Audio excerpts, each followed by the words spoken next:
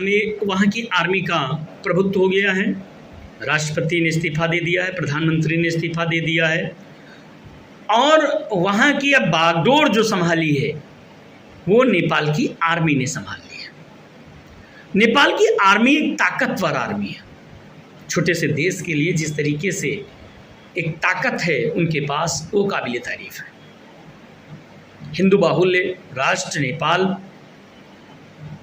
दुनिया का इकलौता हम कह सकते थे अभी तक जो उसको राष्ट्र घोषित था, हिंदू राष्ट्र वो नेपाल था।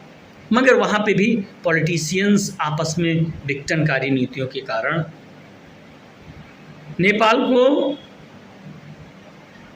पीछे ले जा रहे हैं। दशकों पीछे नेपाल चला गया, क्योंकि हिमालय की गोद में बसा हुआ ये देश प्राकृतिक आपदाओं को भी झेलता है और पारिवारिक आपदाओं को भी झेल रहा है। हमारा पड़ोसी, हमारा हितकर, हमारे लिए महत्वपूर्ण देशों में से एक नेपाल है भारत के लिए, और लगातार भारत नेपाल में घटित होने वाली प्रत्येक घटना पर नज़र भी रखता है।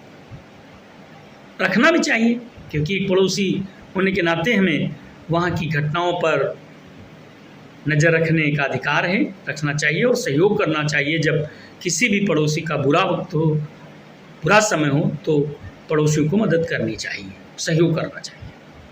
भारत कर रहा है और करते भी रहना चाहिए। भारत नेपाल का वेल विशर कंट्री है।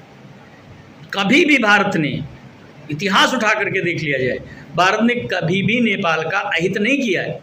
इस बुरे वक्त में भी भारत नेपाल के साथ है, और वहाँ पर जिस तरीके से अराजकता का माहौल है, भारत के प्रधानमंत्री, भारत के तमाम वरिष्ठ नेताओं ने इसका विरोध किया है। अराजकता नहीं होनी चाहिए, प्रोटेस्ट होना चाहिए। लोकतांत्रिक देश में प्रोटेस्ट होना चाहिए, अराजकता नहीं होनी चाहिए। अराजकता से अहित अगर किसी का होता है तो वो देश का होता है, नुकसान देश का होता है।